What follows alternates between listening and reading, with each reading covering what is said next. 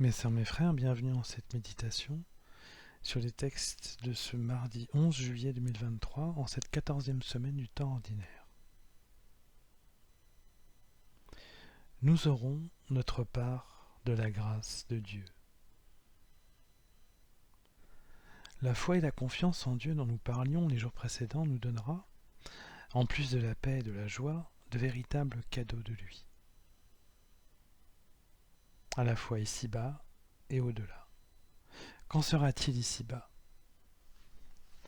Dans notre vie présente, le simple fait de mettre quotidiennement notre confiance en Dieu nous donne la sagesse, faite de raison et de connaissance de Dieu. Le livre des Proverbes nous dit « Le Seigneur qui donne la sagesse, connaissance et raison sortent de sa bouche. » C'est-à-dire, Dieu donne tout ce qui permet de prendre de bonnes décisions, à la fois pour le royaume qui se construit, mais pour nous aussi. L'extrait du livre des Proverbes dit que cela nous mènera d'ailleurs jusqu'au bonheur. La protection divine a un sens.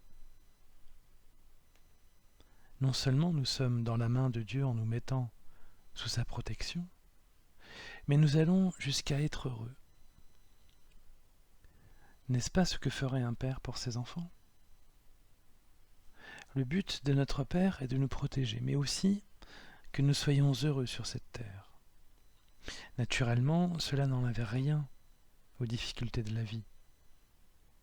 Mais de la même manière qu'avec un Père terrestre, nous pouvons nous confier à lui et alléger ainsi nos souffrances.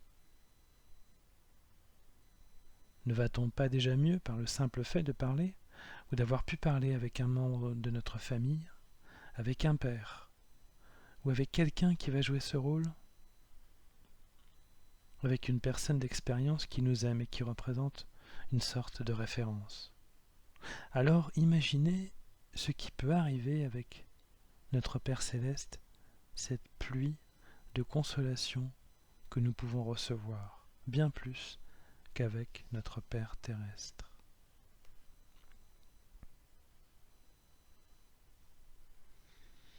Et concernant notre vie là-haut,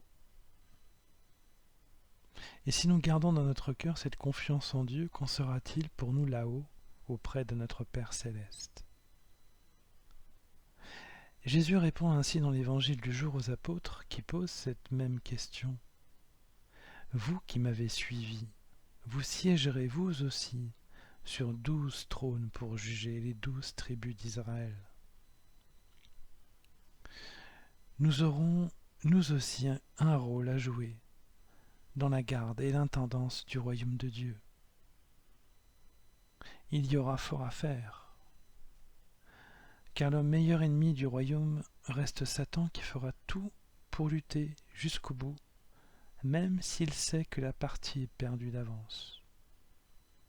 De même que dans une guerre matérielle, l'ennemi qui se sait perdu joue le tout pour le tout et pratique la politique de la terre brûlée, de même dans une guerre spirituelle, Satan déchaînera toutes les violences dont il est capable et tentera de perdre les plus fragiles et les moins assurés. Nous aurons un rôle de gardien du royaume et de soldats. Nous aurons alors, comme dit l'Évangile, en héritage la vie éternelle. Car nous aurons par notre foi consolidé le royaume de nos combats. Car la foi permet de se garder et de combattre le mal. Ainsi, dans nos deux maisons, sur terre et au ciel, si nous gardons confiance en Dieu, nous goûterons ainsi au bonheur. Le bonheur de vivre avec un Père qui nous porte et qui nous aide à traverser les événements de cette vie, et le bonheur de vivre auprès de lui éternellement, en gardant et en protégeant son royaume contre les attaques du malin.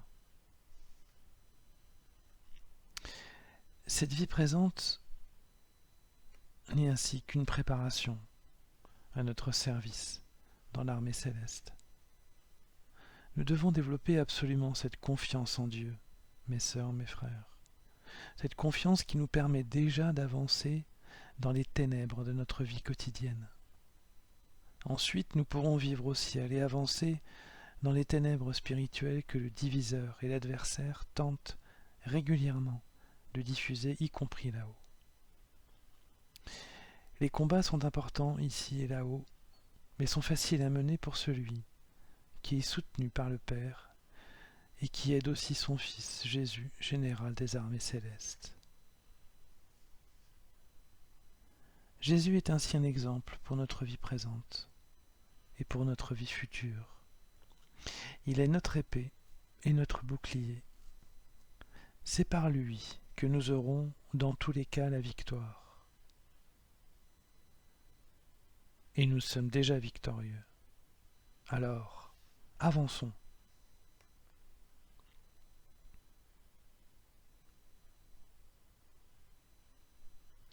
Mes sœurs, mes frères, après cet instant de méditation sur la confiance en Dieu et le combat spirituel, je nous invite à la prière. Ô Père Céleste, la confiance que nous mettons en toi, tu nous l'as déjà donnée, par ton amour sans condition. Tu es notre Père légitime, celui qui aime et qui console, celui qui veut notre bonheur. Tu nous as donné ton Fils, Jésus-Christ, guide sûr dans notre vie terrestre et notre vie spirituelle. Nous te rendons grâce pour tous ces bienfaits. Nous combattrons le bon combat, maintenant et demain, avec Jésus, notre bon berger, qui est venu, qui est là, et qui reviendra. Amen.